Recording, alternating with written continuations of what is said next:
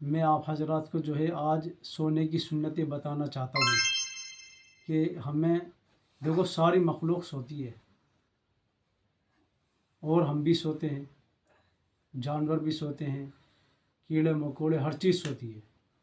लेकिन किसी का तरीक़ा अलग है सोने का। सोते तो सब हैं लेकिन अलग अलग तरीक़े से सोते हैं। अगर हम अपने नबी की सुन्नत पे सोएंगे, अपनी नबी की सुन्नत को ज़िंदा करके सोएंगे तो वो सोना हमारा इबादत हो जाएगा। और अगर हम ऐसे ही सो जाएंगे जानवरों की तरह, उसका कोई सवाब नहीं मिलेगा।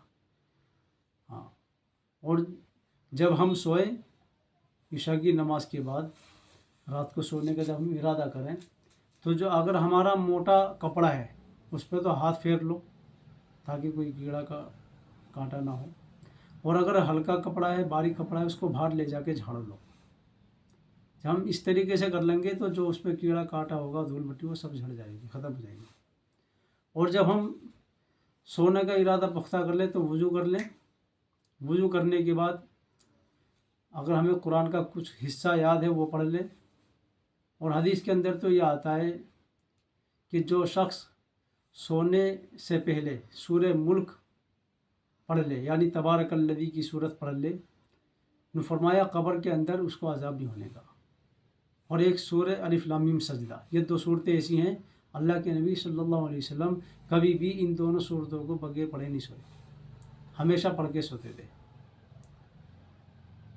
क्यों? इसकी वजह यह है जब कब्र के अंदर हमें रख दिया जाएगा तो उसमें जो है हमें कब्र का अज़ाब नहीं होने का, अगर हम ये दो सूरतें पढ़ के सोएंगे। हमारी ज़िंदगी का अगर मामूल बन गया।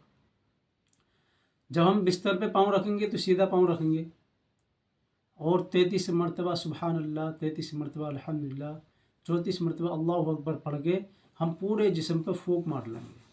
जो हमारे दिन भर की थकान होगी वो इंशाल्लाह ख़त्म हो जाएगी। इस तरीके से अगर हम सोते हैं। अगर सुरमा है, सुरमा लगा लें, 3 सिलाई सीधे हाथ में, 3 सिलाई उल्टे हाथ में, तेल लगा के सोएं और एक दूसरे को माफ़ करके सोएं, तहज्जुद की नियत करके सोएं। और दूसरा जो है,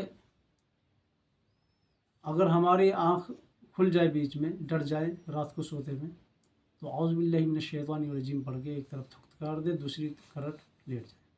और इस तरीके से लेटें कि सीधा हाथ हमारी जो है सीधी कनपट्टी की तरफ होना चाहिए, इस तरीके से।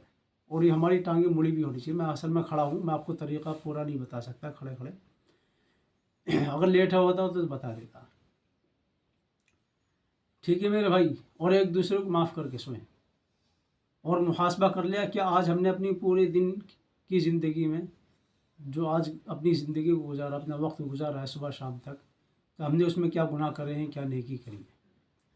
और अगर कोई गुनाह हुआ है हमसे, किसी का दिल दुखा है, उसके लिए माफ़ी मांगे, उससे माफ़ी मांगे। और जो है उस पर हमें नदामत होनी चाहिए, शर्मिंदगी होनी चाहिए कि अल्लाह मेरे से फ़ला गुनाह हो गया, उसे माफ़ कर दे। और पता ना मैं सुबह को उठूँ ना उठूँ, अल्लाह मुझे माफ़ कर, बख्श दे मुझे। और अगर हमारा पर किसी का कर्जा है उसको देने की कोशिश करें, या बता के सोएं अपने घर वालों को कि मेरे पे फ़ला का कर्जा है। और अगर हम किसी का कर्जा हम पे है उसे तो दे, बता दे घर वालों को। अगर हमारा कर्जा किसी के पास है, वो नहीं दे रहा, तो उसे माफ़ करके सोएं कि अल्लाह मैंने तेरी रज़ा के लिए माफ़ कर दिया।